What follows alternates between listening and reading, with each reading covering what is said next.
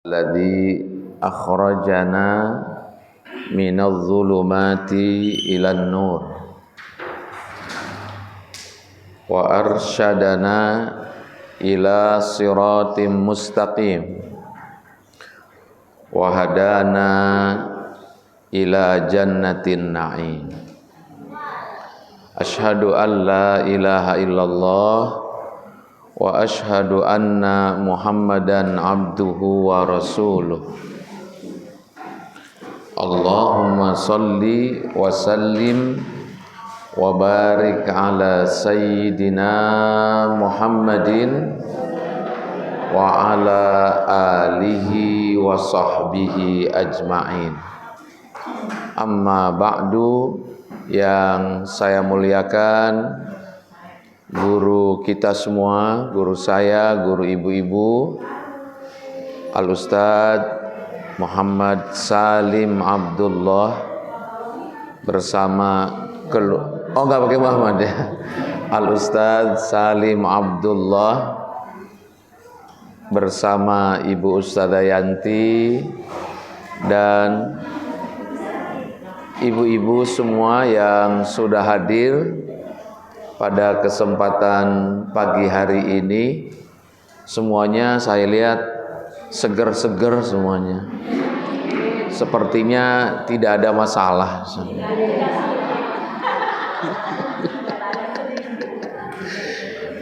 Tidak ada masalah sedikit ya Bu ya. Masalahnya banyak ya Bu ya. Ya namanya orang hidup ya Bu. Jangankan orang hidup, orang mati aja ada masalahnya. Ya. Maka mudah-mudahan dengan izin Allah, dengan keyakinan kita kepada Allah Subhanahu wa taala, mudah-mudahan apapun masalah yang kita hadapi, mudah-mudahan Allah berikan jalan keluar yang terbaik. Amin ya rabbal alamin. Sebab bisa jadi hidup kita itu karena masalah, ya Bu ya. Kalau nggak ada masalah, ya udah, berarti selesai. Ya. Ibu-ibu sibuk menata rumah karena ada masalah. Mungkin kurang rapi, kotor, pagi-pagi udah disapu. Masih ada nggak orang pagi-pagi nyapu di sini ya? Halaman rumahnya gitu masih ada ya Bu ya? Kayak di kampung-kampung dulu kan gitu ya. Kalau pagi, oh nggak ada halamannya ya Bu. Ya, alhamdulillah saya juga rumah di gang Bu, cuma gangnya agak besar gitu, sekitar 5 meteran, sampingnya musola. Jadi kalau pagi-pagi habis subuh, kebetulan rumah saya nggak pakai pagar Bu. Jadi anak-anak itu seneng main di depan rumah. Resikonya anak-anak jajan nyampah gitu. Alhamdulillah saya bersyukur karena dia menyediakan lahan ibadah buat saya kalau pagi-pagi. Jadi kalau habis subuh kita nyapu. Yang parah lagi kalau jajannya itu minuman yang manis-manis itu ya, berecetan, semutnya banyak. Alhamdulillah jadi harus disemprot lagi gitu. Ibu, bapak sekalian, bapaknya cuma 2 ini, Ustaz Salim dan Jai. Bersyukur kepada Allah, pagi hari ini kita semua diberi sehat walafiat. Iman masih tertanam di dalam jiwa kita. Alhamdulillah. Ada iman, ada Islam, ada sehat. Kayaknya sih sebetulnya kalau kita ngukur diri mah udah cukup lah ya. Iman, Islam, sehat, udah. Sama duit dikit lah ya. Jangan banyak-banyak. Karena kalau banyak-banyak cenderung nanti malah ngajak kita kepada yang baik. Ada cerita Bu, bapak-bapak kalau nggak punya duit, ketika hajatan ada dangdutan. Itu bapak-bapak nggak berani mendekat karena nggak punya. Takut apa Bu? takut dipanggil sama penyanyinya. Jadi dia nontonnya dari jauh gitu. Tapi kalau punya banyak duit, sengaja dia dekat. Apa dia bilang? Lu panggil, gua sawer gitu. Ya Bu, jadi banyak duit itu juga belum tentu baik. Tapi kalau ibu-ibu ini, saya yakin kalau banyak duit dipakainya umroh, haji, insya Allah berbuat baik lebih banyak, insya Allah. Amin ya Rabbal. Karena tidak ada tujuan harta yang dititipkan oleh Allah kepada kita kecuali untuk beramal soleh. Buat apa juga harta yang banyak kalau jadi lilitan di leher kita di akhirat. Allah katakan dalam Al-Quran, sayutawwaquna ma bakhilu yaumal qiyamah. Ada orang yang dililitkan di lehernya itu oleh hartanya.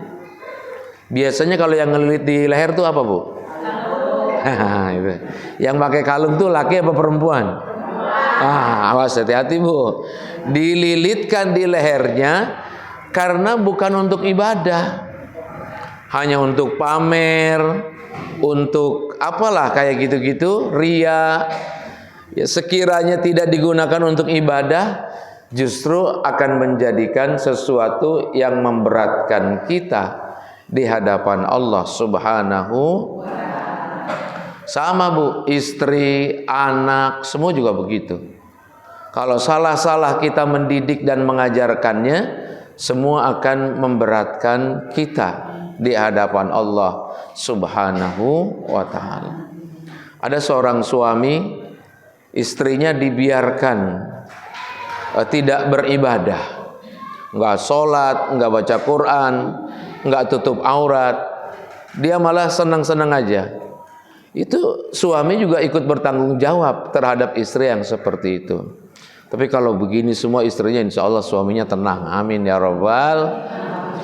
Ibu-ibu sekalian, sekali lagi bersyukur kepada Allah, pagi ini kita bisa bertemu silaturahmi dalam acara pengajian rutin.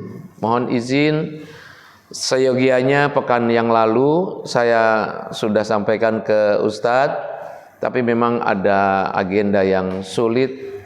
Kemarin tuh ada ponakan nikah di mana? Di Cibarusa, di Jonggol.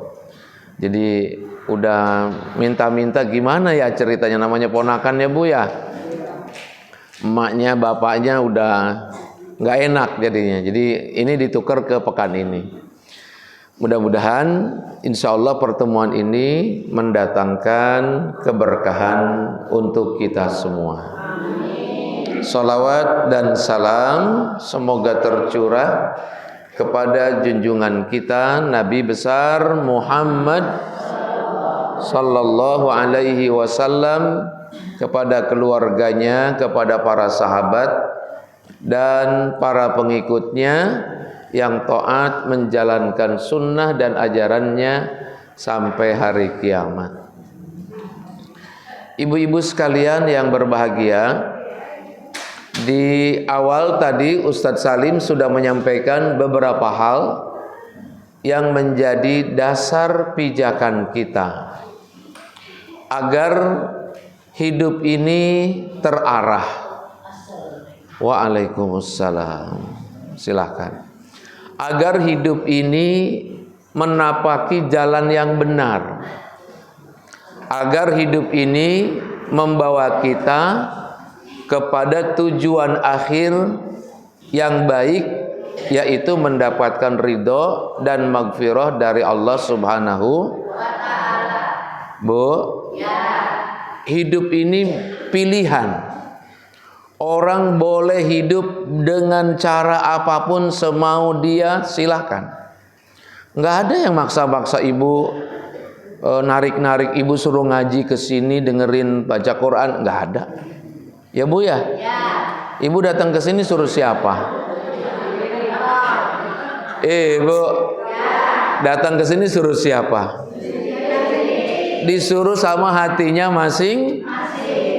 Karena sudah terikat, maka ketika ada pengumuman ini jadwalnya ngaji, datang. Nggak ada tuh yang maksa-maksa, nggak ada yang mengiming-imingi, nggak ada. Tapi saya yakin semuanya karena niatnya meraih keridhaan dari Allah Subhanahu. Tapi kan ada orang punya pilihan lain. Hari Minggu capek kerja Senin sampai Jumat sampai Sabtu setengah hari. Hari Minggu enaknya jalan-jalan. Seperti minggu yang lalu di libur panjang. Semua pada ke puncak. Alhamdulillah. Dari puncak macetnya 26 jam. Sampai tidurnya di trotoar.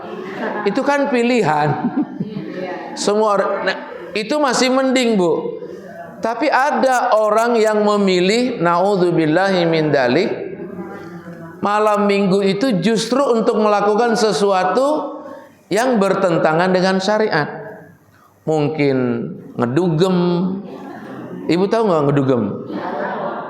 Itu ajeb-ajeb itu. Mabuk-mabuk, disko-disko. Saya pernah tinggal di Dordrecht, Bu. Di Dordrecht itu setengah jam dari Rotterdam. Ya, saya pernah tinggal di sana 6 bulan. Waktu Rotterdam itu di Belanda, Bu. Iya. Waktu akhir tahun belajar saya terakhir udah ujian, sambil nunggu pulang kita ke sana. Cari pengalaman, sekalian cari ongkos buat balik gitu. Itu kerja di restoran Indonesia. Alhamdulillah nggak ada babinya. Alhamdulillah. Biasa orang kalau kerja di restoran di Belanda, di Eropa, selalu ada daging babinya. Ini rezekinya kebenaran nggak ada daging babi. Jadi kalau tinggal di situ tuh ngekos gitu, sekamar saya tinggal, kamar sebelah itu orang bulenya. Namanya Tong, si Tong. Kalau orang sini bilang si Entong. Otong. Nah, ibu orang Sunda ya, Bu ya. Kalau yang dia lakukan, Ibu, karena dia nggak sholat, nggak ibadah, mungkin nggak punya agama. Saya nggak pernah lihat juga dia pergi ke gereja, nggak. Yang dia lakukan kalau Sabtu, malam Sabtu, itu dia bawa minuman dari toko khusus untuk dia minum malam Minggu dan hari Minggu. Dari minggu ke minggu begitu terus mabok. Tapi maboknya orang sono nggak kayak orang kita. Jadi saya sendirian aja di rumahnya, mabok nyanyi-nyanyi, gitu-gitu, udah tidur gitu. Pagi-paginya bangun lagi. Kalau orang di kita kan mabok ngeganggu ya, Bu ya. Mabok di Tanjung Priuk, ngamuknya di Kampung Muka. Jadi itu kebiasaan mereka. Kalau minggu hiburan. Salah-salah hiburannya kadang-kadang maksiat seperti itu. Kenapa orang seperti itu? Karena alasannya yang pertama, mereka tidak dapat hidayah dari Allah Subhanahu. Hidayah itu petunjuk jalan. Kayak gini, Bu, hidayah itu, Bu. Ibu, ada orang Bandung nggak di sini, Bu? Oh, ada orang Bandung. Ibu kalau naik tol, ya dari dalam kota sini, Jembatan 3 gitu, lewat Grogol, Pancoran gitu, nanti ada simpangan. Bandung lurus, kiri Jagorawi Bogor. Ibu kalau mau ke Bandung kemana? Lurus apa ke kiri? Lurus. Kenapa? Karena ibu ikut petunjuk jalan. Hidayah itu kayak gitu. Tapi kita itu bukan masalah Bandung dan Bogor. Masalah yang kita akan pergi itu adalah surga atau neraka. Petunjuknya jelas. Kalau mau ke surga, sholat 5 waktu, gitu kan ya? Kalau mau ke surga, bulan Ramadan harus puasa. Kalau mau ke surga, kalau punya rezeki uang harta banyak harus membayar zakat. Itu kan pilihan. Ketika sudah tahu jalannya seperti itu, udah ke surga ditunjukin ke sana, tapi milihnya ke sini, itu pun pilihan kita. Tapi orang-orang yang tidak memilih surga berarti dia tidak mengikuti petunjuk jalan yang diberikan oleh Allah Subhanahu.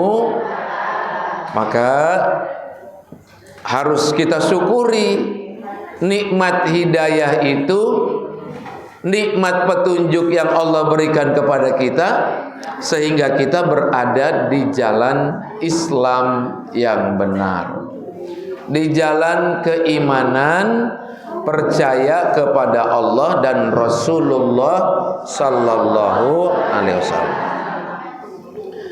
Ibu-ibu sekalian yang dirahmati oleh Allah Subhanahu wa taala, mengapa ini menjadi penting? Ya sebab hidup kita nggak bakal selamanya di dunia.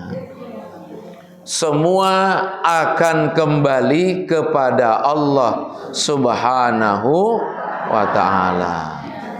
Semua akan dibangkitkan di akhirat dan semuanya akan dikembalikan kepada Allah. Ya. Allah katakan dalam Al-Quran, kaifa takfuruna billahi wa kuntum amwata fa ahyakum thumma yumitukum thumma yuhyikum thumma ilaihi turja'un. Ini tema udah 2 tahun yang lalu saya sampaikan di sini. Waktu itu tanggalnya lupa, pokoknya sekitar 2 tahun. Saya waktu itu nanya kepada ibu, hidup dulu apa mati dulu? Waktu itu ibu-ibu udah kompak jawabnya. Tapi sekarang kayaknya kalau ditanya lagi berecetan lagi. Hidup dulu apa mati dulu? Nih Bu, perhatikan. Kaifa takfuruna billahi wa kuntum amwata fa ahyakum thumma yumitukum thumma yuhyikum thumma ilaihi turja'un. Mati dulu apa hidup dulu? Belum diterjemahin, jadi belum ngerti ya. Bagaimana kok ada manusia yang ingkar kepada Allah, padahal dia diciptakan oleh Allah dari kematian. Lihatin, dari apa?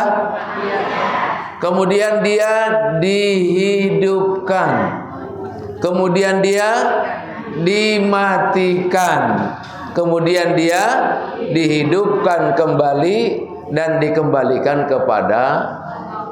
Jadi yang pertama mati apa hidup? Begitu dong. Ini udah 2 kali nih pelajaran yang disampaikan. Kita itu ketika bertemunya bibit-bibit manusia di dalam rahim kan tidak langsung hidup.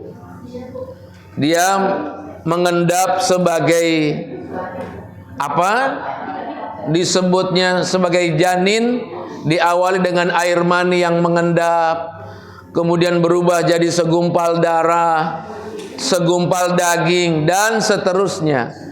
Bahkan awalnya mereka tidak hidup, kemudian ditiupkan ruh oleh Allah melalui malaikat, kemudian dia hidup di dalam perut dan rahim ibunya. Proses itu kita lewati, tapi ujung-ujungnya semuanya akan dikembalikan kepada Allah Subhanahu. Biar kata-kata begini juga ya, kita pasti kembali kepada Allah, Bu. Yang pendek umurnya balik kepada Allah, yang panjang umurnya juga balik kepada Allah. Kalau umurnya pendek berarti bukunya nggak tebel-tebel amat karena catatannya dikit.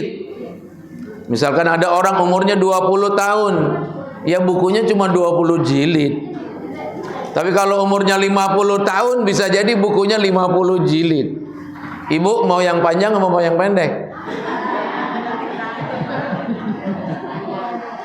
Kalau 70 tahun, 70 jilid yang diperiksanya. Kalau ada di sini yang udah 70 lebih, saya lihat nih kayaknya nih, berarti bukunya banyak. Tapi kalau bukunya banyak, amalnya bagus, alhamdulillah. Alhamdulillah. Tapi yang paling penting, biar kata mungkin ada amalan yang gak bagus, yang penting ujung-ujungnya bagus. Itulah yang disebut dengan husnul khotimah. Ujungnya yang bagus. Rasul tolong dibukain Bu pintunya. Itu ada bangku tuh di pojok belakang, Ibu. Masya Allah. Silakan sebelah sini Bu, ada bangku Bu.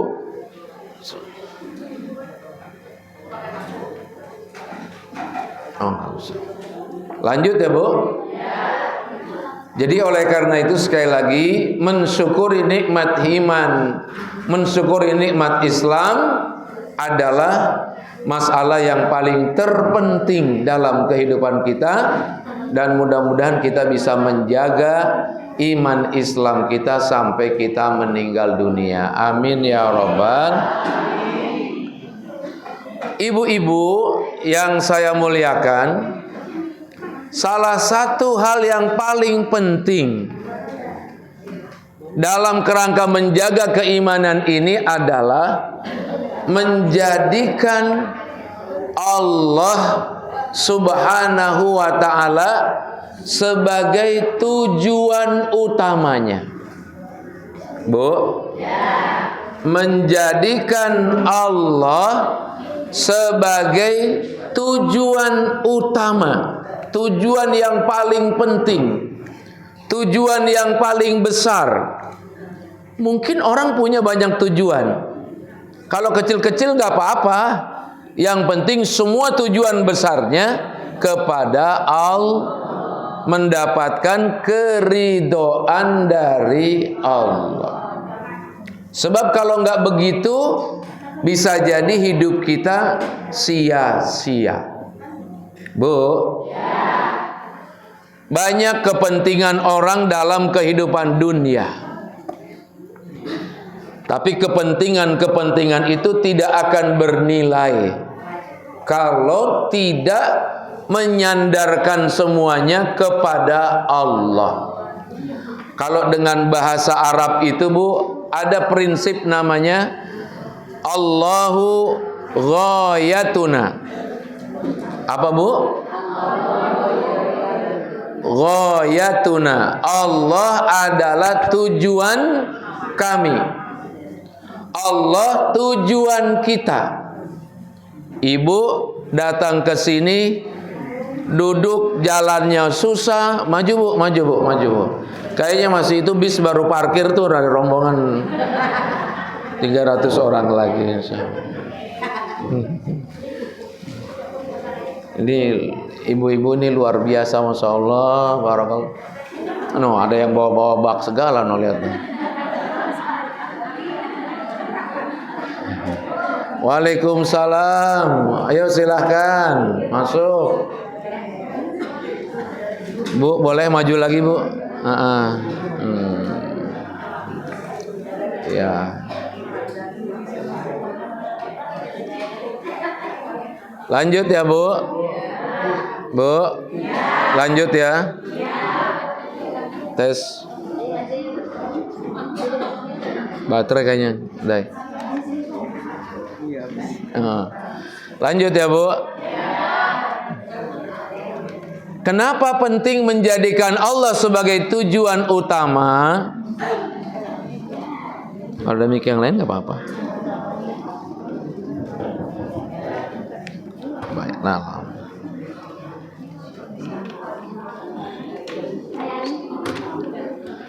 Karena memang orang-orang yang beriman tidak ada tujuan lain dalam kehidupannya kecuali Allah saja. Ya, maka kita hafal betul dengan prinsip hidup kita yang kita selalu baca setiap awal sholat 5 waktu. Kita bilang, inna sholati wa nusuki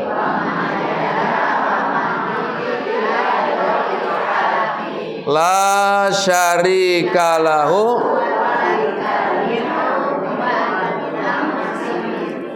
Ibu baca nggak itu? Setiap sholat. Artinya apa? Kok ditanya artinya apa ketawa. Sesungguhnya sholat saya, amal perbuatan saya, hidup saya, mati saya hanya untuk, bukan untuk suami. Kalaupun ibu berbuat baik kepada suami, tapi tujuannya karena Allah. Karena Allah yang nyuruh. Ibu pagi-pagi, orang belum pada bangun, udah kok koprek di dapur. Prang, prong, prang, prong. Cuci piring, cuci mangkok, cuci panci. Udah gitu ada panci yang jatuh, prang. Ya, berarti ibu-ibu sudah bangun. Mungkin itu amalnya amal dunia, tapi ibu punya tujuan melayani keluarga, berbuat baik kepada anak dan suami, keluarga. Insya Allah nilainya kepada Allah. Kalau semuanya dilakukan karena Allah, lillahi. Dan kalau niatnya lillahi ta'ala, ibu gak bakal pernah kecewa. Bu, kalau kecewa enak nggak? Nggak enak. Perasaannya jadi, pokoknya nggak enak lah. Kecewa gitu ya bu ya. Kalau niatnya lillahi, Nabi Muhammad sallallahu alaihi wasallam berdakwah di kota Mekah 13 tahun. Mendakwahkan la ilaha illallah. Ibu tahu, ada keluarganya nggak mau ikut, paman-pamannya nggak mau menerima dakwahnya. Siapa itu? Abu Lahab, Abu Jahal, semua itu abu-abu yang nggak mau ikut ya.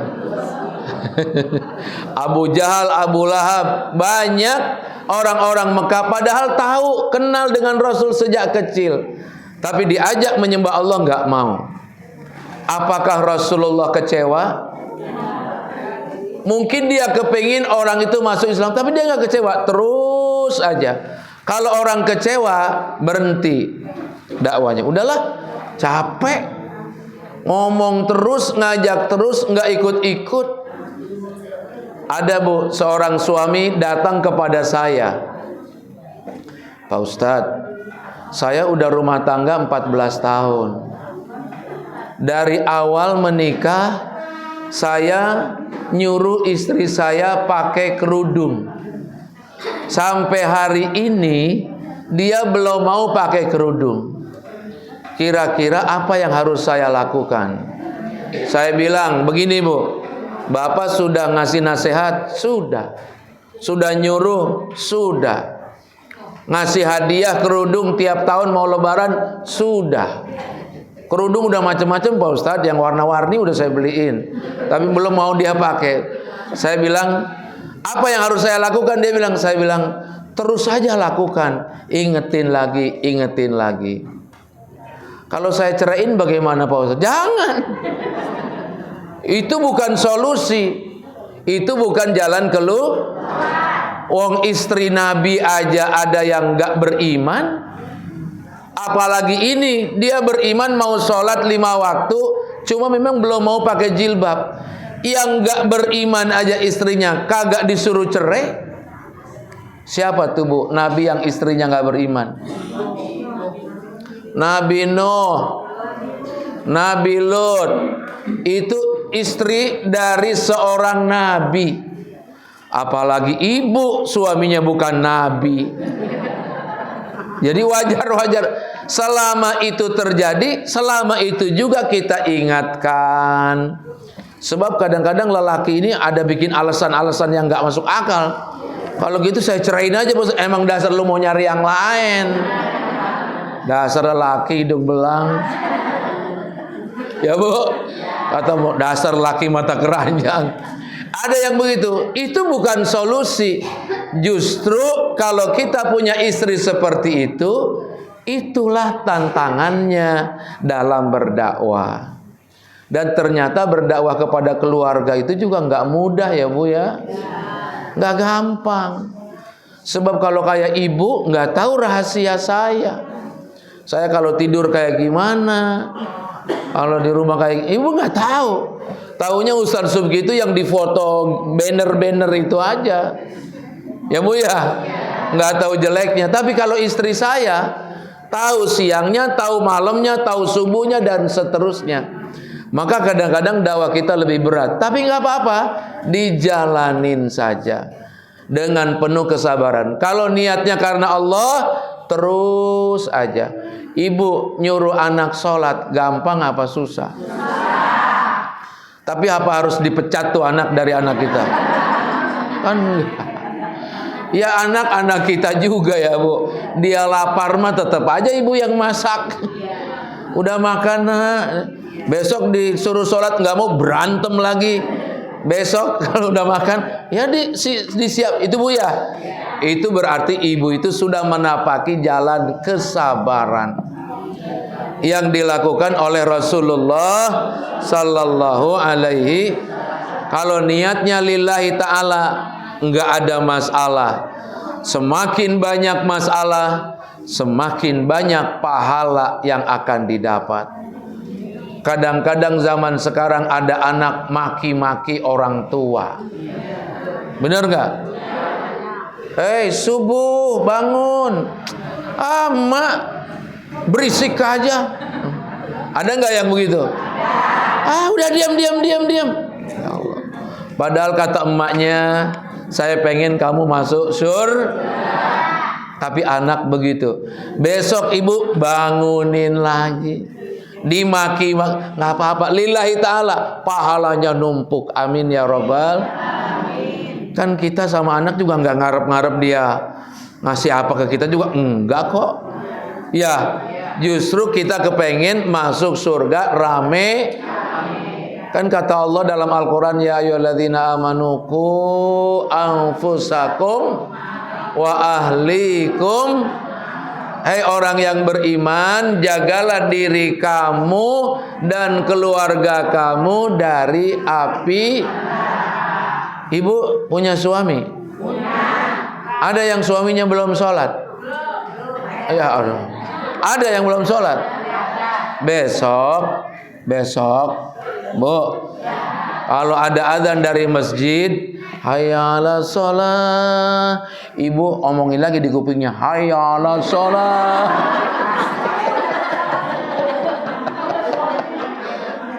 Dia bilang, emang gua setan? Ya, bisa jadi sebenarnya iya ya Bu ya. Orang kagak sholat bisa jadi setan ya Bu ya. Cuma ibu nggak boleh bilang, emang lu setan, jangan. Ribut urusannya. Ya, tapi ibu juga harus sabar menghadapi suami seperti itu. Gimana sih Pak Ustadz? Suami saya itu, ya Allah, judinya nggak berhenti-berhenti, mabok mulu. Ibu yang sabar, layani, khidmah dengan baik, ajak dia untuk ibadah walaupun nggak mau terus. Ibu niatnya karena Allah. Kalau sakit hati sedikit-sedikit mah biasa. Oh, keseringan. Sabar ya Bu ya. Karena ibu hidup di sini bukan nyari apa-apa. Yang paling penting mencari keridhaan dari Allah. Jadi enggak Bu. Ayang bebek itu udah dohor. Nih kainnya, nih sarungnya, nih baju kokonya, nih pecinya, nih sejadahnya. Udah 2 tahun kagak mau juga. Ayang bebek nih kain kapan? Berantem itu Pak. Terus aja Bu, sabarin supaya ibu dapat pahala Bang. Kan kita hidup nyari pahala. Kalau suaminya ngomel-ngomel, ibu diam aja dengerin. Ntar gantian, kalau ibu ngomel-ngomel, suaminya yang diam. Ya hidup kan begitu. Kadang di atas, kadang di bawah, nggak ada masalah. Betul apa enggak? Selama niat kita lillahi ta'ala, nggak ada kecewa, nggak ada stres, nggak ada. Kalau kita masih gelisah-gelisah, biasanya yang bikin kita gelisah itu bukan karena Allah. Yang bikin kita gelisah itu karena betul apa enggak? Kalau duit kurang udah mulai dah panik. Bener apa enggak? Emang kenapa sih? Yang banyak duit juga ujung-ujungnya mati. Yang nggak punya duit sama aja, ya. Dan Allah tidak membeda-bedakan manusia karena hartanya, tapi membeda-bedakan mereka karena ketakwaannya kepada Allah Subhanahu. Inna akramakum indallahi atqakum. Sesungguhnya orang yang paling mulia di antara kalian adalah orang yang paling bertakwa kepada Allah Subhanahu. Makanya kita rebutan itu aja, Bu. Peringkat itu yang kita berebut. Peringkat hebat di hadapan Allah itu yang kita rebut. Dan kalau berebut untuk meraih peringkat terbaik di hadapan Allah, semua kebagian. Semua kebagian. Kalau berebut duit bisa jadi ada yang nggak kebagian. Bu. Bu. Kalau pemilu kemarin ya caleg perebut semuanya. Yang nggak bisa semua dapat, nggak bisa. Emang udah ada jatahnya. Tapi kalau ibu mau meraih surga, semuanya bisa dapat dari Allah Subhanahu wa taala. Contoh, Bu, begini, Bu. Siapa yang sholat 2 rakaat sebelum subuh, apa pahalanya, Bu? Lebih baik, bukan cuma dunia, lebih hebat dari dunia dan hebat juga tuh, Bu. Kenapa orang nggak rebutan itu? Yang rebutnya kenapa yang receh yang direbut? Yang 100.000, 100.000 juga nggak kelihatan, Bu, belum tentu dapat. Ya, Bu, ya. Kalau sama dunia ini kayaknya berebutnya, masya Allah, serius bener. Kalau sama urusan Allah kita nggak mau berebut. Padahal kalau berebut di sini nggak bisa kebagian semua. Tapi kalau berebut di hadapan Allah, semua pasti kebagian, insya Allah. Wasari'u ila magfiratin min rabbikum wa jannatin arduhas samawati wal ard uiddat lil muttaqin. Apa kata Allah? Ayo berebut, bercepat-cepat, bersegera. Apa yang disuruh bersegera? Meraih ampunan dari Allah. Kalau orang sudah dapat ampunan, wajannatin, maka dia akan dapat surga yang luasnya lebih luas dari langit dan bumi. Allah siapkan untuk orang yang bertakwa. Bu, udah pikirannya ke sono aja, biar kita nggak kecewa dengan dunia. Biarin nggak dapat recehan, yang penting dapatnya surga. Biarin rumahnya kecil di kampung muka, yang penting besok di akhirat dapat istana di surga. Apa kata Allah? Wa masakina thayyibatan fi jannati adn. Orang yang beriman setelah masuk surga, kaplingnya gede-gede di dalam surga. Masya Allah, lantainya nggak kehitung, nggak usah dipel. Di surga mah nggak ada kotor. Ya, Bu, ibu dapat rumah gede juga di sini tersiksa.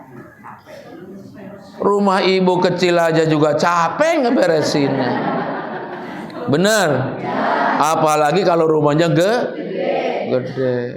Saya di rumah, Bu, alhamdulillah. Rumah saya gede banget, Bu, alhamdulillah.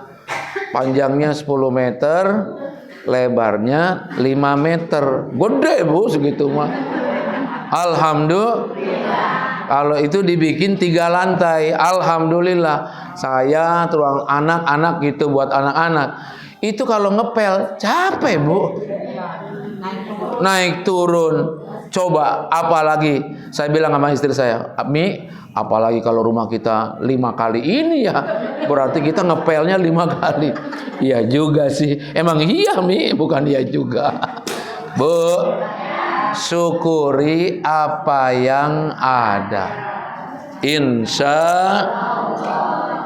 Bu, ibu mau senang di dunia apa senang di akhirat?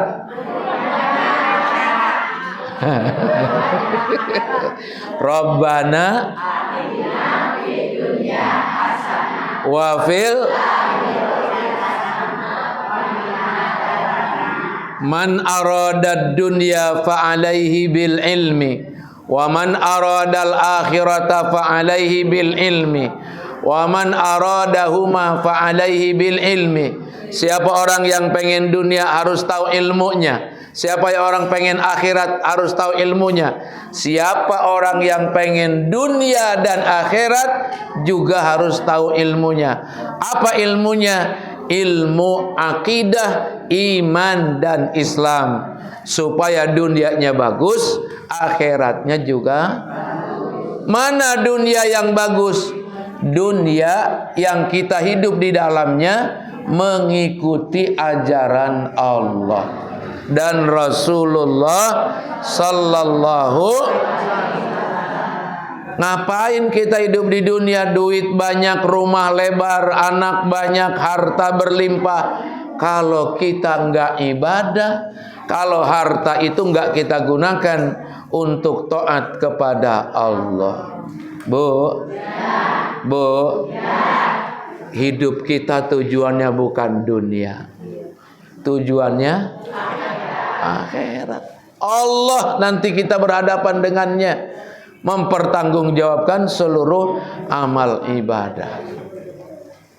Kalau ibu punya mobil satu, ditanya mobil satu di hadapan Allah. Kalau mobilnya tiga ditanya. Kalau punya istri satu ditanya.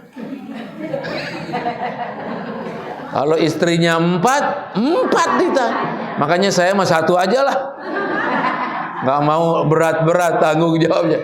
Ibu, ya kadang-kadang kan manusia suka ada kepengen. Tapi kalau pikir, enggak lah.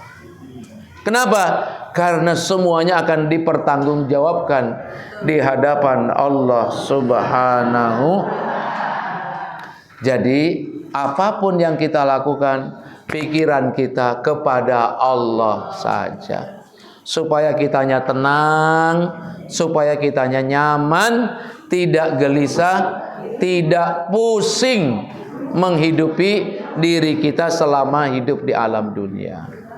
Bu, bagaimana caranya hidup kita supaya niatnya kepada Allah terus? Apapun yang kita lakukan, hendaknya kita bertanya kepada hati kita, ini kalau Allah tahu dan memang Allah tahu, kira-kira boleh apa enggak? Bertanya seperti itu. Ibu membuka aurat, boleh apa enggak? Tergantung. Tergantung di mana, Bu? Kalau di dalam kamar boleh. Mau pakai celana Maradona ya gak apa-apa. Ya kan kadang-kadang orang pengen santai ya Bu ya, pakai kaos oblong, pakai celana pendek, pengen tidur blak gitu. Ya kalau di dalam kamar ya gak apa-apa. Apalagi di kamar mandi. Ibu jangan pakai jilbab. Ngapain? Ya Bu. Tapi kan ada aturannya.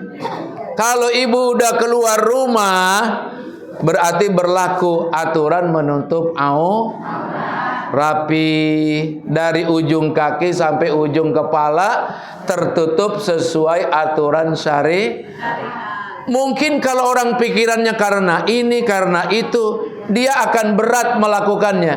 Tapi kalau dia pikirannya karena Allah, seberat apapun akan dia biasakan dan akan dia usahakan. Insya Bu, Bu, ibu melakukan sesuatu kalau karena Allah, insya Allah jadi ringan. Ringan betul. Contoh begini Bu, puasa di bulan Ramadan, nggak makan dari subuh sampai maghrib, 13 jam nggak makan. Masih mending Bu, orang Indonesia mah puasanya cuma 13 jam. Ibu kalau tinggal di Rusia itu puasa bisa 17 jam. Karena mataharinya lama dan malamnya cuma sebentar. Bahkan kalau di Denmark, Swedia, ada yang orang puasa itu sampai 20 jam. Berarti nggak puasanya cuma 4 jam. Maghrib jam 10 malam baru maghrib. Isya jam setengah 12 Isya. Kemudian dia terawih. Nggak lama habis terawih udah mau imsak. Nggak lama dari situ bisa jadi semalaman dia nggak tidur. Kenapa? Kalau musim panas di ujung sana mataharinya panjang. Karena matahari itu berada di tengah-tengah garis khatulistiwa. Dan Indonesia, negara kita yang hebat ini, adanya di tengah garis khatulistiwa. Makanya mataharinya pas sedang di tengah-tengah. Makanya bersyukur Ibu, kita mah dingin, nggak kedinginan. Panas, ya segini-gini doang panas. Tapi Ibu kalau di Mekah panas 46, 47 derajat Celcius. Bahkan pernah Bu, kalau di Dubai itu sampai 50 lebih. Panasnya luar biasa. Tapi kalau dingin, dinginnya luar biasa. Di orang mah dingin sampai turun salju. Jadi Ibu kalau turun salju pakai bajunya tebal, bulu-buluan semua dipakai. Bulu domba, bulu onta, jaketnya dipakai semua supaya anget. Ibu mah nggak perlu pakai baju begini siang malam, nggak ada masalah. Paling enak jadi orang Indonesia itu. Tanahnya subur, sungainya banyak. Ini Jakarta aja punya sungai 13. Kalau se-Indonesia udah nggak kehitung. Arab Saudi satu pun nggak punya sungai. Jadi apa iya? Iya. Nggak percaya? Sono pergi. Ada sungai itu sungai dadakan. Kalau hujan turun baru ada sungai. Lah kalau di kita mau ada hujan mau nggak ada hujan sungainya tetap ngocor. Apalagi orang Bogor ya Bu ya. Masya Allah curcor. Tahu nggak curcor? Cur itu mancur, cor itu ngocor. Kalau cur itu dari atas, kalau ngocor dari itu kata orang Puncak itu curcor. Makanya orang sono nggak pakai bayar meteran air pump, airnya malah airnya nggak di stop nggak ditampung ngocor terus. Ya Bu ya, itu namanya curcor. Jangan cari bahasa Indonesianya, nggak ada Bu. Udah, makanya kita harus paling bersyukur kepada Allah Subhanahu. Ya Allah dikasih nikmat luar biasa, alhamdulillah. Udah, makanya jangan macam-macam. Yang benar kita hidup. Tanya kepada Allah, ini boleh apa enggak? Kalau boleh kerjain. Kalau enggak boleh jangan. Begitu subuh-subuh ada bunyi As-salatu khairum minan naum. Bu, itu disuruh bangun apa suruh tidur? Jangan pakai nanya, jangan pakai mikir lama-lama. Bangun. Udah tidur dari jam 10, udah panjang bener tidur. Mau tidur selama apa lagi? Mau tidur terus? Tidur terus mati ya Bu ya. Bangun. Ada waktunya. Wa ja'alnal laila libasa wa ja'alnan nahara ma'asa. Allah jadikan malam untuk istirahat, Allah jadikan siang untuk mencari kehidupan dan nafkah. Alhamdulillah. Siang kerja lagi, siang dagang lagi, malam istirahat, besok pagi ya begitu. Masya Allah. Yang paling penting hidup ini karena Allah. Ibu ngaji juga karena Allah yang enak, betul apa enggak? Bukan karena teman, bukan karena Pak Ustadz, bukan karena siapapun. Yang paling penting semua dilakukan karena Allah. Kenapa? Sebab yang punya surga dan punya neraka Allah. Jadi tanamkan di sininya semua yang kita lakukan semata-mata lillahi, karena Allah tujuan kita. Insya yang berat akan jadi ringan. Dulu di zaman Rasulullah, Bu, ada seorang anak muda baru menikah beberapa hari, lagi asik sama istrinya, namanya juga pengantin baru. Asik nggak jadi pengantin baru? Ingat lagi dia tuh masa lalu. Ya Bu ya. Seakan-akan dunia hanya milik yang lain. Sadis bener. Udah, pokoknya nggak peduli dengan siapa yang ada di sekitarnya, yang asik berdua. Tapi tiba-tiba ada pengumuman, ini kita harus berangkat perang. Bu, ibu kalau jadi istrinya bagaimana?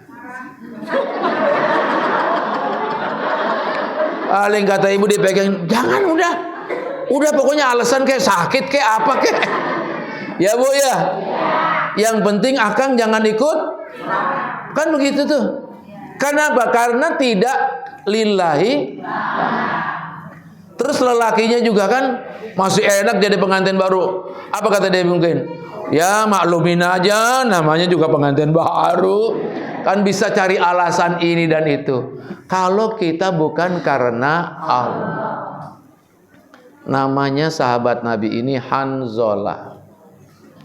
Tapi Hanzalah ini lagi asik berdua dengan istrinya.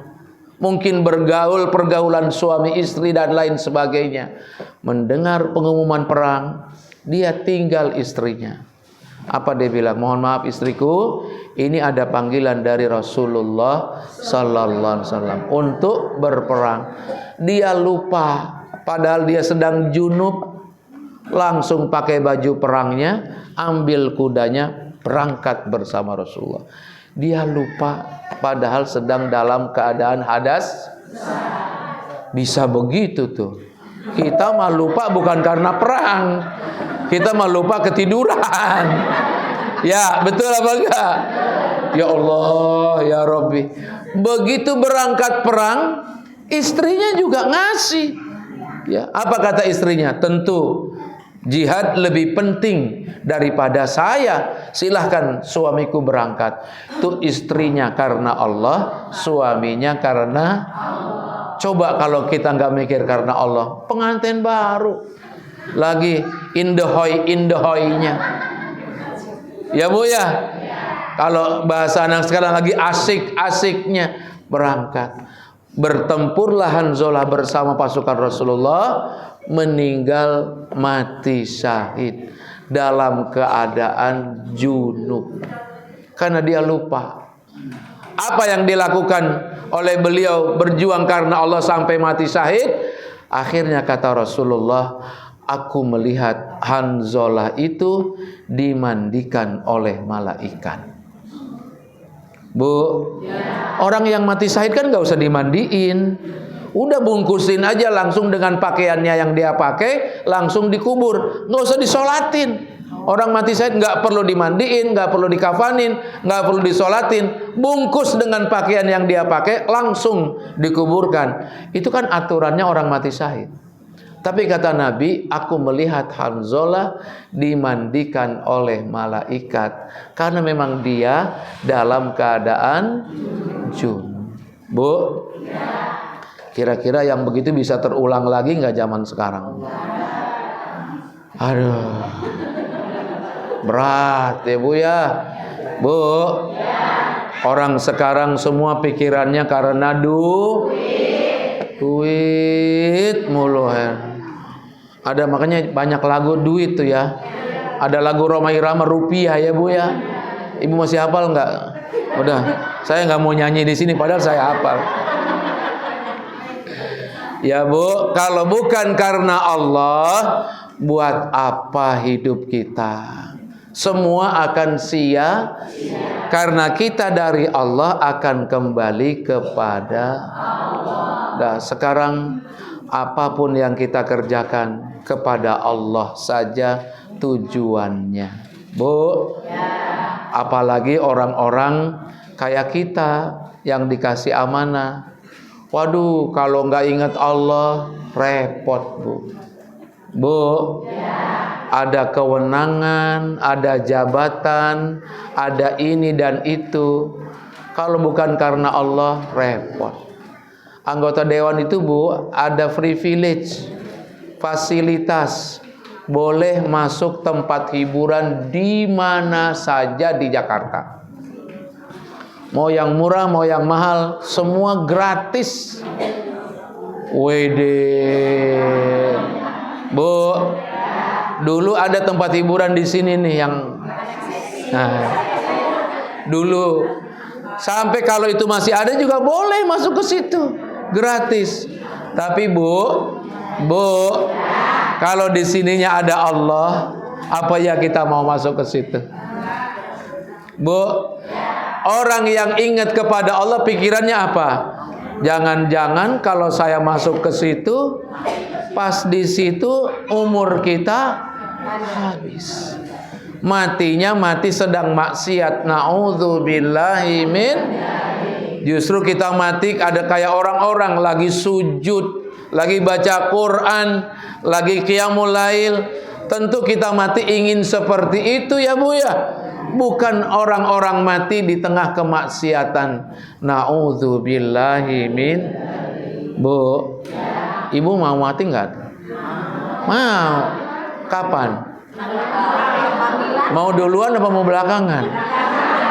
Ustadz aja duluan. Ibu mau belakangan, mau duluan, nggak penting. Karena catatannya udah di sono. Siapa yang duluan, siapa yang belakangan, bukan kita yang menentukan. Ya Bu ya. Orang kalau ditanya pengen matinya kapan, pengennya belakangan. Emang mau punya umur, ada di TV tuh. Orang umurnya 300 tahun. Ada di TV itu. Ibu cari YouTube. Orang umurnya 300 tahun udah ngegeter gitu. Mau makan bubur aja tapi masih bisa makan sendiri. Ya Allah, apa enaknya hidup panjang seperti itu. Jangankan 300 tahun, segini aja nih lagi duduk enak-enak, ntar bangun.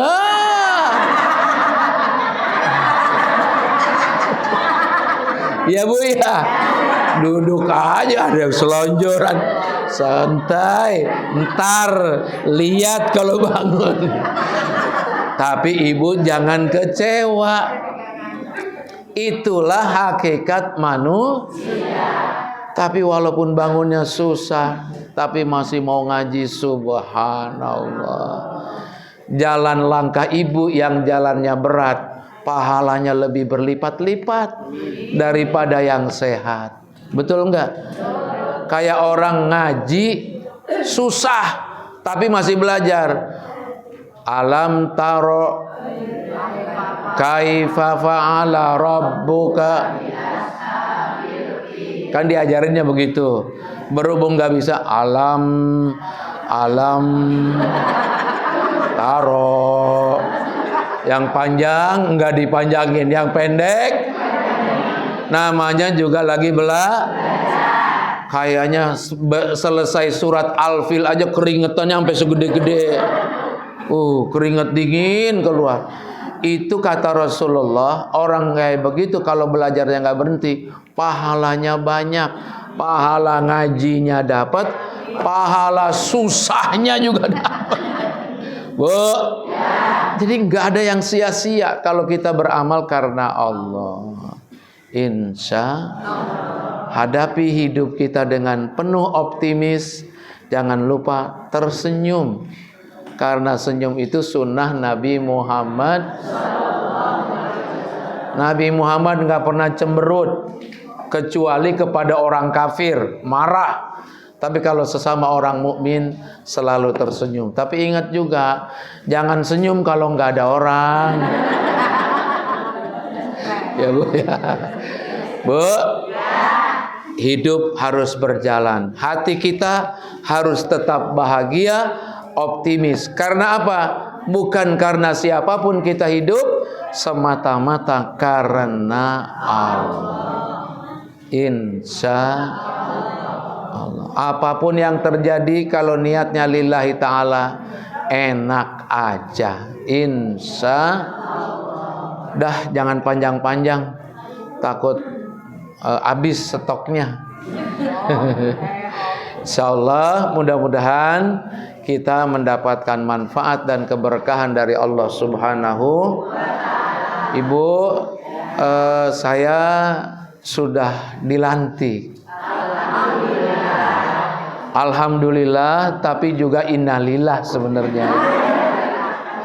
Ya karena jadi anggota dewan itu juga mungkin ada ada bagusnya, tapi juga ada tantangannya yang luar biasa. Amanahnya berat karena kita menjadi wakil dari ibu ya Bu ya.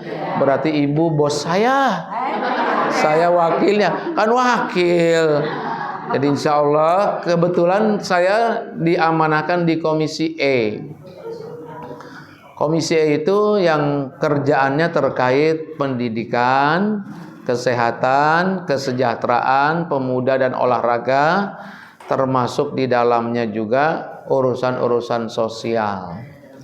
Masjid, musola, majelis taklim dan semuanya masjid-masjid itu ada di ranah Komisi E. Tapi tentu kita juga harus dibantu dalam memperjuangkan kepentingan masyarakat. Maka kita insya Allah akan terus berbuat untuk kepentingan masyarakat, karena memang niat dari awalnya kan begitu Bu. Ya Bu ya. Bukan semata-mata untuk diri sendiri. Ya kalau kayak begitu mentar disumpahin orang banyak Bu ya. Naudzu, apalagi orang-orang kayak gini kalau nyumpahin orang bisa dikabulkan sama Allah ini. Jadi monyet lu, waduh bahaya. Bisa berubah jadi monyet gitu. Ya Bu ya, mohon doa dari semuanya. Yang paling penting mudah-mudahan selalu amanah ya Bu ya. Karena di situ kan kita juga menunaikan amanah, bukan sekedar ingin ini dan itu, tapi ingin membawa kemaslahatan yang terbaik. Insya Allah. Dan tentu di Komisi E ini juga bersama-sama partai-partai lain Bu. Jadi orang yang ada di dewan itu juga memperebutkan kepentingan masing. Maka ya mudah-mudahan perjuangan kita, kebetulan yang jadi ketua DPRD-nya juga dari PKS. Jadi ketuanya PKS, anggota paling banyaknya juga PKS. Ketuanya Pak Ustadz Khairuddin dari Jakarta Selatan. Ketua Komisi E juga dari PKS, namanya Ustadz Tamrin dari Jakarta Timur. Saya salah satu anggotanya. Jadi gitu Bu, sekiranya memang perlu pendampingan, perlu advokasi terkait kesehatan, pendidikan, boleh saya diinformasikan, kita ikhtiar bareng-bareng. Insya Allah. Anggota dewan itu bukan Tuhan Bu. Jadi kalau Tuhan, innama amru idza arada syai'an ayyaqula lahu kun. Kita nggak bisa kun fayakun, kita ikhtiar. Kerjanya bersama-sama, berjuang bareng-bareng. Insya Allah. Ibu kalau mau mampir ke Kebon Siri boleh. Boleh. Ibu pengen tahu nih yang kantor dewan tuh kayak apa. Ibu-ibu semuanya misalkan pengen tahu. Iya Bu. Iya. Nanti kan ada Bu. Ada sesi kunjungan masyarakat ke kantor dewan ada. Ntar ibu bisa masuk ruang paripurna kayak apa gitu ya. Coba gua pengen dudukin kursi dewan kayak apa sih? Duh, kok diusir? Kan udah ada janjinya. Udah ada. Oh ini ada jadwal majelis taklim uswatun hasanah nih. Berapa orang? 300 orang. Padahal kursinya cuma 106 tuh. Boleh Bu, ada berkunjung, boleh, supaya Ibu tahu. Itu kan kantor rakyat juga, bukan kantor siapa-siapa. Punya hak juga masyarakat bisa berkunjung. Boleh, tinggal bikin surat, kita bikin janji. Ntar saya yang nungguin di sono. Ntar satpam saya kasih tahu, awas ya, jangan macam-macam. Itu ibu-ibu itu kalau kamu dikutuk jadi monyet beneran. Boleh Bu, boleh. Sudah banyak yang begitu, ya. Kan sekedar pengen tahu doang nggak apa-apa. Toh ibu nggak ikut rapat, nggak ikut apa-apa.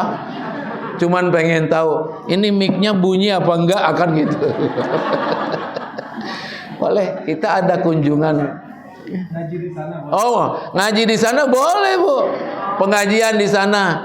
Misalkan hari Minggu nih kan, hari Minggu kan kagak ada aktivitas di sana. Cuman kalau hari Minggu ntar kagak ada yang nyediain air sama kuenya. Ya.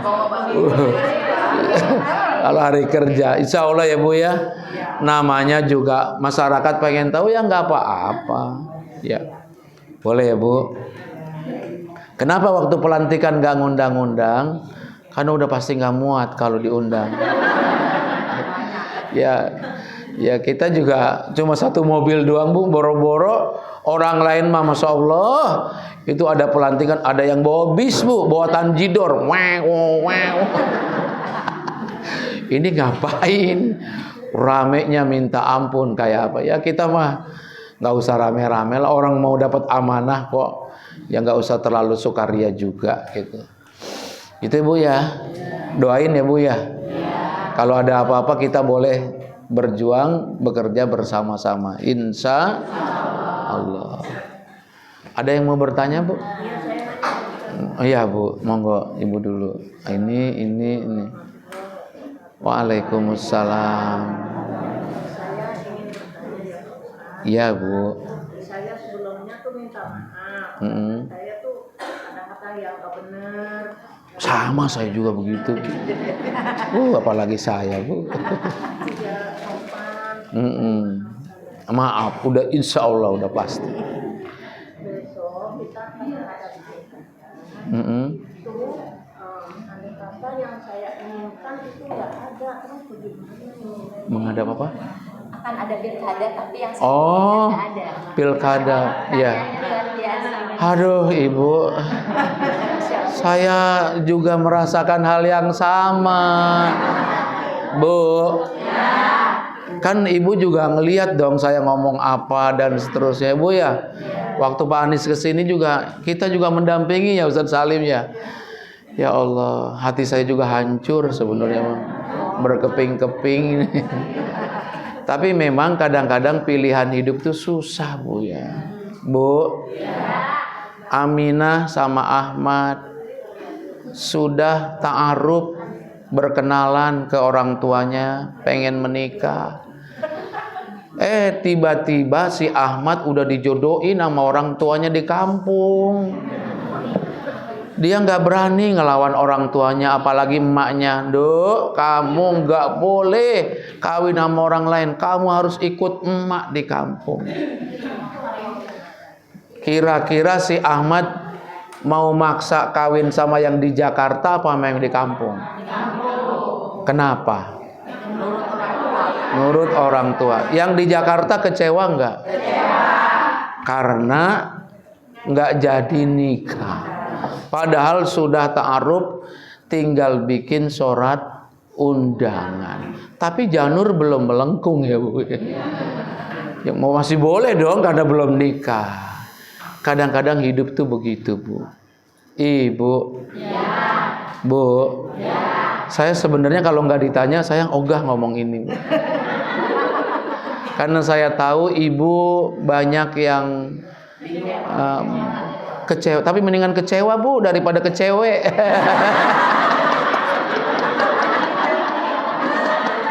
Ya Bu ya, bahaya dong. Ya Allah.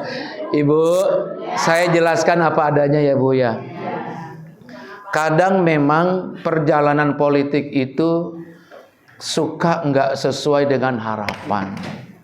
Pilihan itu kadang-kadang kalau 2 kali 2 harusnya berapa Bu? Tapi pilihannya nggak ada 4. Adanya 6, 8, 10. Ibu milih yang mana? Bingung. 2 kali 2 harusnya 4. Tapi kok pilihannya 6, 8, 10. Di antara 6, 8, 10 kira-kira ibu mau pilih yang mana? Bingung. Bingung. Pilihannya begini. Oke, saya dekatkan lagi pilihannya Bu. Ini ada apel. 3 apelnya. Yang satu busuk semuanya. Yang satu busuk separoh.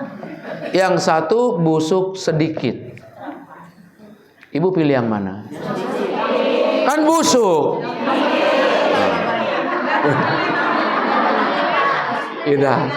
Udah selesai kalau gitu udah. Ya Bu. Ya, memang Pak Anies, saya secara pribadi ya Allah, saya sendiri juga galau Bu. Galaunya itu nggak sehari 2 hari. Ini bagaimana ntar kalau ke uswatun hasanah ditanyain kayak gini? Sementara saya dan Ustadz Salim itu kan dengan Pak Anies itu udah kayak apa ya? Kayak bestie. Ya Bu ya, dimanapun ada Pak Anies, kalau bisa kami kejar, kan selalu begitu. Tapi ya kita harus pasrah kepada kenyataan. Si Ahmad nggak bisa nikah sama Aminah yang di Jakarta. Dia harus pulang kampung, nikah sama yang di kampung. Aminahnya nangis aja, ya Allah, Ahmad. Kenapa dunia kayaknya sempit, hati jadi beku. Ada ustadzah Yanti, ada ustadzah ini coblos 3-3-nya. Oh, bahaya tuh kalau ustadzah nyoblos 3-3-nya, kalau orang PDI nyoblos 1. Kita nih 100 orang coblos 3-3-nya. Ada orang 10 orang merah, dia coblos Pramono Rano. Yang menang yang mana? Begitu. Jadi coblos 3-3-nya juga bukan pilihan gitu. Bukan. Itu orang marah. Udah kalau gitu, ini pemberian dari Ahmad dibuang-buangin aja nih. Kan gitu Bu ya. Orang marah begitu. Ya, orang marah. Memang kalau orang marah jangan diladenin, Bu. Makanya saya ogah ngomong kayak gini, takut ada yang masih marah. Kalau orang marah diomongin apa juga dia kagak bakal denger. Namanya orang sama orang cinta mati. Aduh. Bucin. Ya Bu. Sekarang faktanya sebetulnya kalau PKS Bu, sejak awal sudah memberikan jalan kepada Pak Anies. Sejak tahun 2017. Waktu pertama dulu yang dicalonkannya itu Sandiaga dan Mardhani Alisera. Tapi di belakangnya tiba-tiba Pak Anies muncul sebagai tokoh yang luar biasa. Ibu paham yang terjadi, yang diparkir bukan Sandiaga Uno, tapi yang disuruh mundur parkir Pak Mardhani. Pak Mardhani itu orang PKS. Mardhani ditarik masuk, Pak Anies cagubnya, Sandi cawagubnya. Apakah Pak Mardhani marah? Enggak Bu. Justru Pak Mardhani jadi tim suksesnya. Dan alhamdulillah 2017 berhasil jadi gubernur dan wakil gubernurnya Sandiaga Uno. Mardhaninya jadi ketua tim sukses. Dan PKS full mendukungnya walaupun nggak dapat wakil. Ya, terus 2018 akhir Sandiaga Uno mundur dari wakil gubernur karena mencalonkan calon wakil presiden. Ya Bu ya, harusnya yang jadi wakilnya Pak Anies tuh PKS waktu itu. Tapi yang namanya politik tuh begitu Bu, nggak dapat lagi. Yang dapat Pak Riza Patria dari Green. Itu kalau politik itu begitu, kadang-kadang ini udah jelas punya kita, tapi kadang-kadang faktanya nggak begitu. Kalau dibilang kecewa mah, kecewa. Ya Bu ya, kecewa. 2024 capres Pak Anies dicalonkan jadi presiden. PKS sebagai partai yang mencalonkan lagi bersama Nasdem dan PKB. Awalnya kan PKS yang pertama. Harapannya yang wakil presidennya Pak Sohibul Iman. Tapi sekali lagi di ujung PKB masuk, kemudian yang jadi calon wakil presidennya Pak Muhaimin. Bu, apakah PKS ngambek? Enggak. Sampai ke stadion JIS, emak-emak dari sini semua jalan kaki karena mendukung Pak Anies. Luar biasa. Kemudian, tapi Pak Anies nggak jadi presiden. Ya namanya juga nasib Bu. Pilihan udah ada MK segala macam jalannya. Ya tetap saja ujung-ujungnya Pak Anies tidak jadi presiden. Kemudian dicalonkan menjadi calon gubernur DKI. Yang pertama kali mendeklarasikan kita dengan surat rekomendasi resmi. Kalau Nasdem mendeklarasikan tapi nggak pakai surat. Istilahnya nggak resmi banner gitu. Tapi kalau PKS mendeklarasikan dengan rekomendasi. Tapi sayangnya PKS cuma 18 kursi. Waktu itu kita nggak bisa mengusung cagup sendiri karena kursinya kurang. Ya diserahkan kepada Pak Anies dan Pak Sohibul Iman. Kalau Pak Sohibul Iman PKS sudah 18 kursi. Ya mudah-mudahan Pak Anies harapannya bisa nyari 4 kursi. Sampai ujung-ujungnya 4 kursi itu juga nggak didapat. Kita nggak mau bicara siapa salah, siapa benar ya Bu ya. Ini faktanya begitu. Akhirnya ini udah nggak bisa mungkin mendaftar karena kurang 4 kursi. Nasdem sudah ke sono duluan. PKB udah ke sono duluan. Jadi kalau ngomong-ngomong di WA, YouTube itu mah cuma kamuflase. Sebenarnya udah pada ke sono duluan. Memang PKS mau ditinggal rencananya begitu sendirian. Yang nyantai-nyantai PDIP. Rupanya PDIP memang megang kartu MK-nya luar biasa. Jadi yang demo-demo di DPR segala macam itu sebetulnya bukan dukung Pak Anies. Karena faktanya Pak Anies nggak dicalonkan juga oleh PDIP. Faktanya.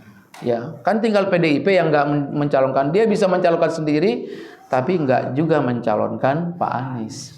Jadi omon-omon aja gitu Bu. Omon-omon aja. Akhirnya Pak Anies tidak ada yang mencalonkan. Dan PKS ikut ke koalisi Indonesia Maju. Kim itu bukan dengan Jokowi, tapi dengan Prabowo. Ingat nggak Ibu Prabowo? Bukankah Ibu dulu pengen Prabowo jadi presiden? Enggak, saya mau tanya, pernah enggak? Enggak. Ah, bohong. 2 kali kita dukung Prabowo. Iya kan? 2014 enggak jadi, 2009 bener enggak? Bu, kadang-kadang doa itu kadang-kadang diijabahnya telat. Kita minta 5 tahun yang lalu, dikabulnya Larang. Jadi kita nggak mau nyalain siapa-siapa ya Bu ya. Memang nasib faktanya seperti itu. Ya. Semua kita dukung Pak Anies di awalnya, tapi memang 18 kursi nggak cukup ya. Akhirnya PKS ikut berlayar bersama partai-partai yang lain mendukung Ridwan Kamil. Tapi ada satu hal Bu yang cukup menarik. Prabowo ini memang yang narik Ridwan Kamil ke Jakarta. Padahal Ridwan Kamil itu pengennya di Jawa Barat, di Bandung. Sebab dia udah kemungkinan menangnya insya Allah besar di sana. Tapi Pak Prabowo menghendaki dia naik di Jakarta. Pak Ridwan Kamil nurut pengen ke Jakarta, tapi syaratnya satu. Ini kata Ridwan Kamil sendiri Bu. Dan saya mendengar ini bukan dari siapa-siapa, dari mulutnya dia sendiri. Ridwan Kamil itu sendiri. Dia bilang, saya siap ke Jakarta Pak Prabowo, tapi wakilnya harus PKS. Bu, kira-kira dalam suasana bingung gitu ya, sedih kita ya, pusing, ditawarin begitu, diterima apa enggak? Terima. Karena ini hitungannya politik ya Bu ya. Akhirnya kita diterima. Makanya enggak ada yang protes satupun. Golkar, Nasdem, PKB, enggak ada yang protes. Karena itu persyaratan dari Ridwan Kamil sendiri, wakilnya harus PKS. Ya, pilih punya pilih, muncullah yang namanya Pak Insinyur Suswono. Suswono jadi Ridwan Kamilnya Sunda, Suswononya Jawa. Ya. Enggak. Emang orang Betawi mau kagak ada di Jakarta Bu. Ternyata di Jakarta itu Ibu, suku yang paling besar adalah suku Jawa. 36% orang Jawa di Jakarta. Orang Betawinya kemana? Orang Betawinya udah ke Depok, Kampung Melayu, Babelan. Sangat sedikit. Jadi Citayam ya Bu ya. Ya akhirnya faktanya begitu, kita ikut dengan Ridwan Kamil dan mencalonkan Pak Suswono sebagai wakil gubernurnya. Sebetulnya awalnya memang kami ingin beroposisi terus, tapi ada juga pertemuan antara Pak Hidayat Nur Wahid dengan Ibu Retno Marsudi. Ibu tahu nggak Ibu Retno? Menteri Luar yang orangnya kecil tapi kalau ngomong mantap. Udah berjilbab belum? Doain biar dia mau berjilbab. Walaupun dia belum berjilbab, tapi dia berjuang untuk Palestina juga. Jadi dia ngomong begini ke Pak Hidayat. Pak Hidayat, kalau memang PKS itu mau maksimal memperjuangkan Palestina, baiknya masuk di pemerintahan. Karena ternyata di pemerintahan Prabowo ini juga banyak kelompok Bu.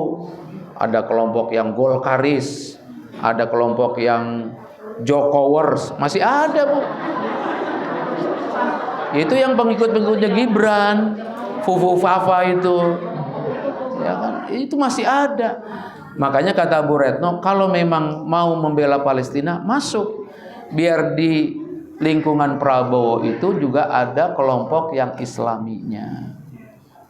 Akhirnya Pak Hidayat itu yang pertamanya paling menolak untuk bergabung, dia ikut bergabung, bahkan ikut nganter waktu pendaftaran Ridwan Kamil dan Suswono ke KPUD. Akhirnya begitulah. Bukan tidak cinta kepada Pak Anies, tapi memang faktanya juga sulit. Kenapa? Salah satu sebabnya Pak Anies nggak mau jadi orang partai. Bu, ketika dalam keadaan sulit, PKS menawarkan, karena PKS Anies dan Sohibul Iman itu agak berat, maka PKS kemungkinan akan menarik Sohibul Iman untuk tidak menjadi cawagup. Supaya tidak menjadi cawagup, maka Aniesnya harus PKS. Biar PKS ada perwakilannya. Pak Anies pakai jaket putih. Biar wakilnya kita nyari dari yang lain. Tapi Pak Anies nggak berkenan. Sekali lagi Pak Anies bukan tidak cinta, dia punya prinsip bahwa dia nggak mau jadi orang partai. Kalau gitu, kalau nggak mau jadi PKS, atau begini kata teman-teman di PKS, kata pimpinan kita, Pak Anies masuk partai lain aja, PKB atau Nasdem, supaya nanti wakilnya dari PKS, gitu. Pak Anies juga nggak berkenan. Sampai ujungnya, oke Pak Anies, kalau mau jadi kader PDIP, Pak Anies pakai jaket merah, wakilnya PKS. Tapi Pak Anies sampai ujung juga dia nggak berkenan, karena dia punya prinsip sendiri, nggak mau jadi orang partai. Ya akhirnya Ahmad harus menikah dengan yang di kampung.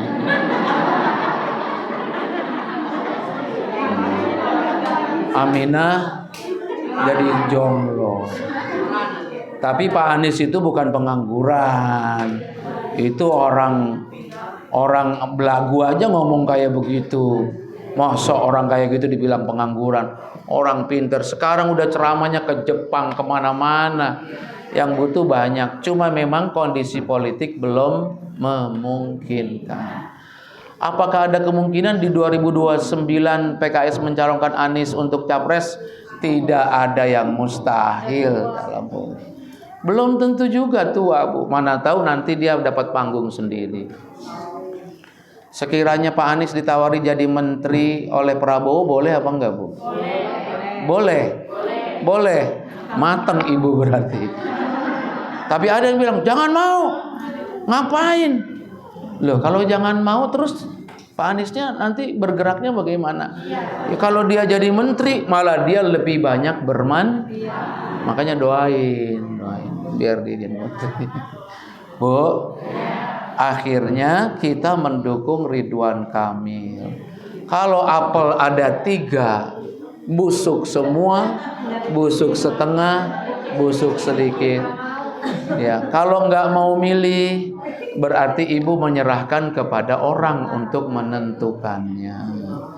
Saya nggak maksa ya Bu, saya cuma ngasih tahu bahwa memilih 3-3-nya itu bukan pilihan yang benar. Karena kita punya hak, kalau kita nggak mau gunakan, ya itu terserah. Tapi berarti kita menyerahkan kepada orang. Kan ada kaidah agama, begini Bu. Kadang-kadang kita memilih itu bukan baik dan salah, bukan baik dan buruk. Kadang-kadang kita memilih buruk. Bu, Ibu punya calon mantu ada 3. Yang satu rajin sholatnya, tapi nggak punya duit.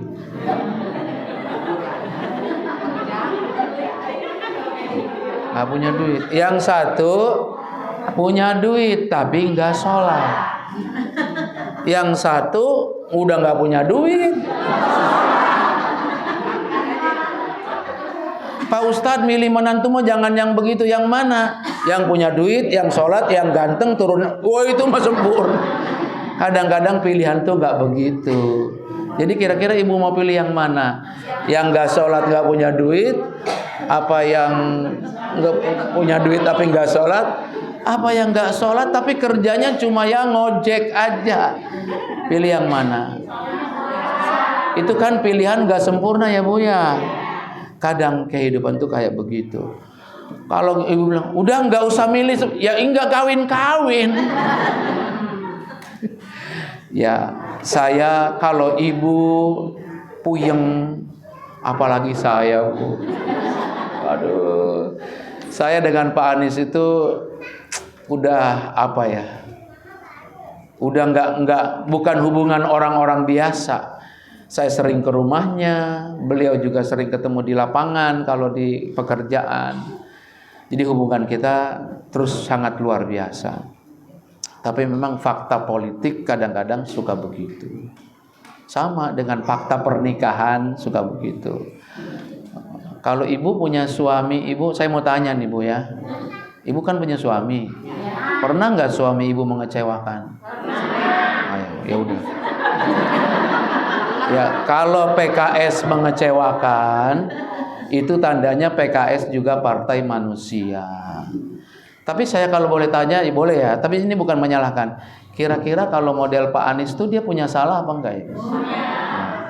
Pak Anies juga punya kekurangan, PKS juga punya kekurangan.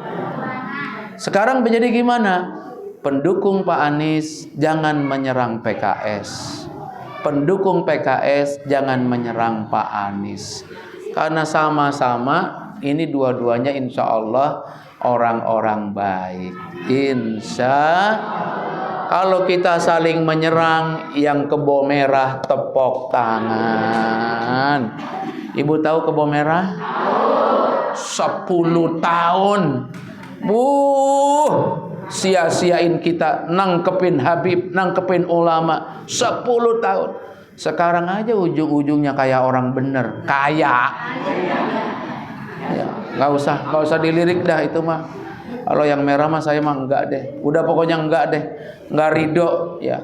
Daripada enggak ridho mendingan ridho aja udah. Ridho singkatannya Ridwan Kamil dan Suswono.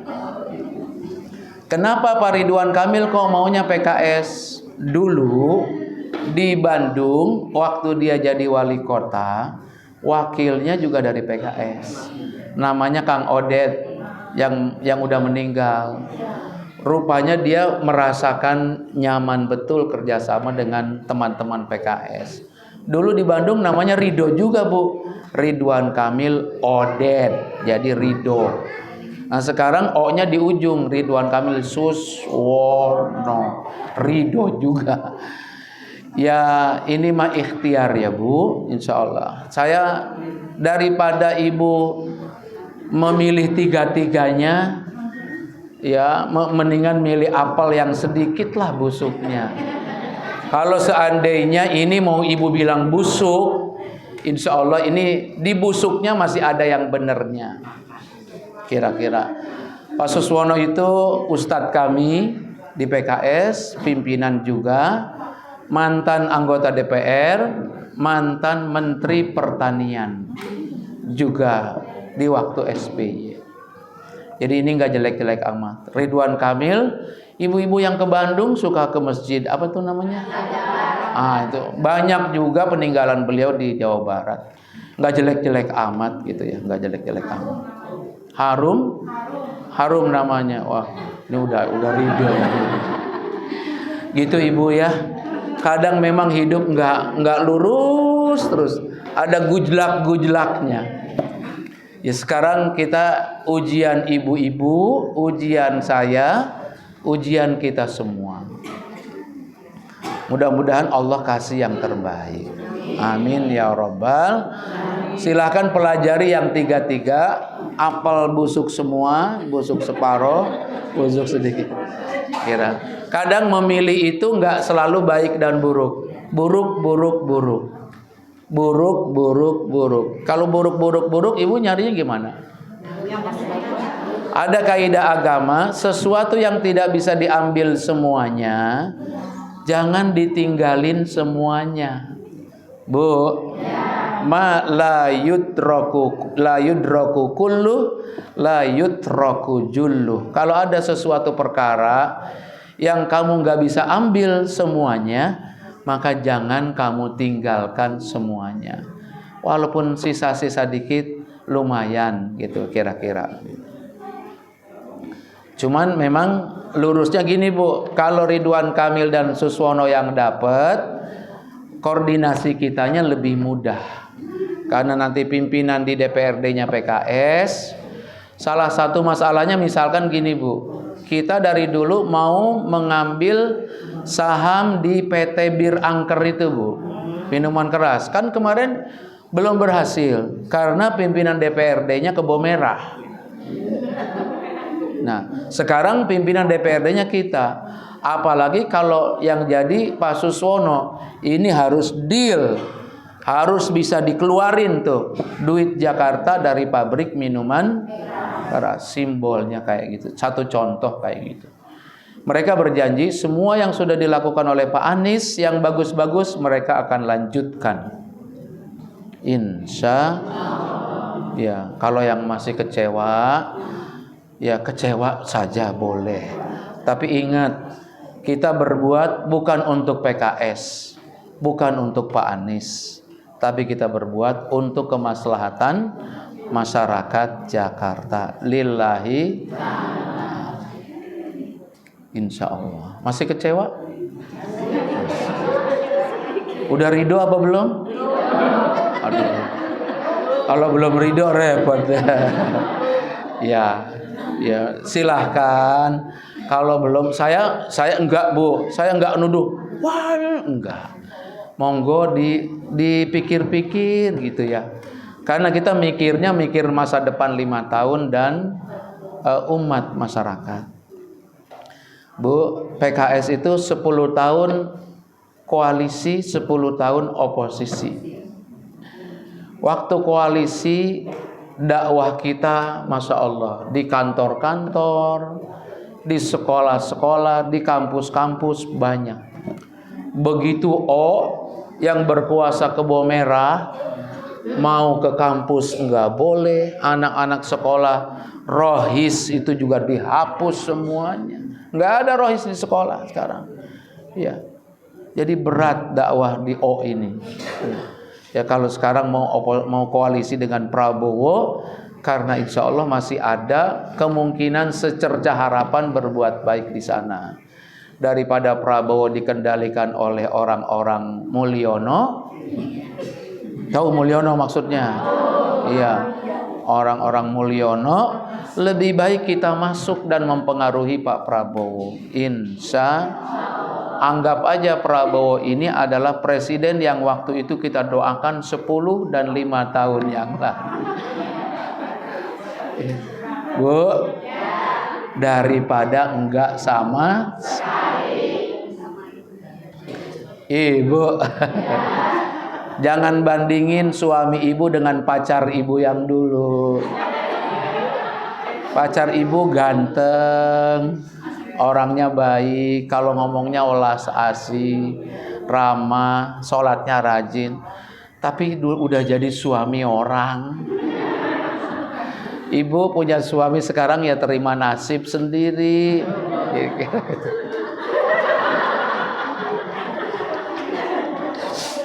Ya, hidup tidak harus selalu sesuai dengan keinginan. Ada ayat Quran begini Bu, bisa jadi sesuatu yang kamu suka pada dasarnya tidak bagus buat kamu. Bisa jadi kamu nggak suka, tapi dia baik buat kamu. Mudah-mudahan seperti itu kondisinya. Ibu nggak suka sama Ridwan Kamil? Nggak suka. Suka sama Suswono? Nggak suka. Apa? Ibu suka sama Pramono Anung? Ibu suka sama Rano Karno? Kalau orang Banten udah paham apa yang dilakukan Rano Karno di Banten berapa tahun. Wah, jalanan nu bagus kabeh, rejet kabeh. Beak ke akar-akarna. Jadi Rano Karno mah ya kalau artis mah ya artis doang. Faktanya di Banten juga begitu.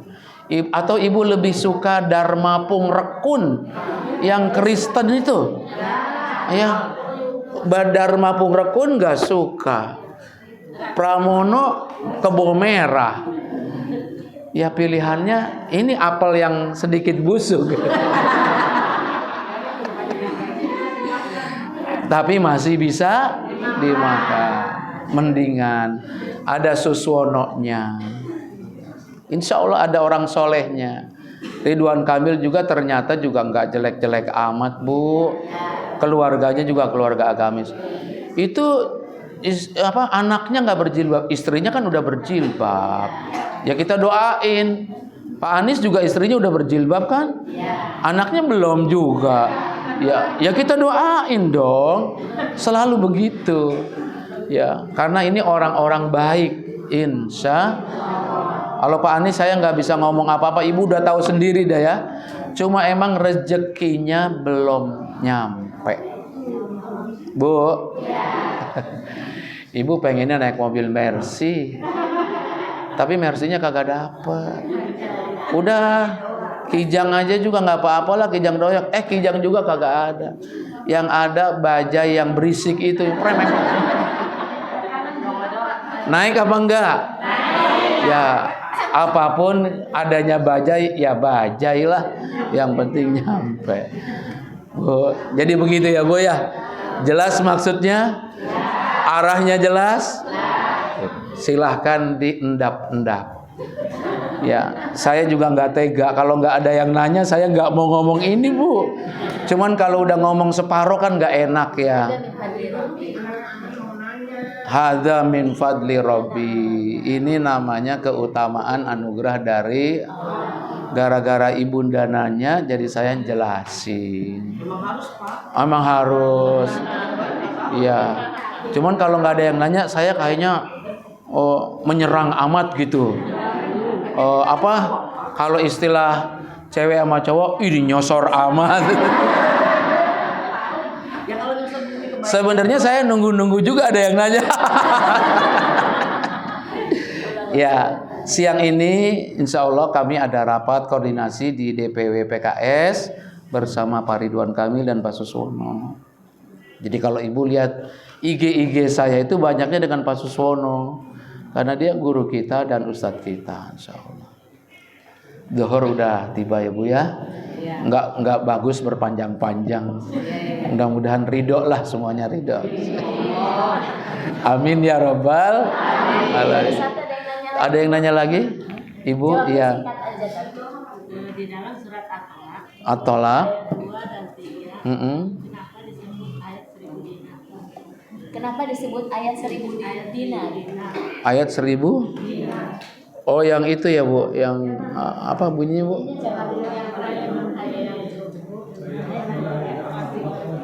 Wa may yattaqillaha yaj'al lahu makhraja wa may yattaqillaha yaj'al lahu min amrihi yusra. Itu ya Ustaz ya?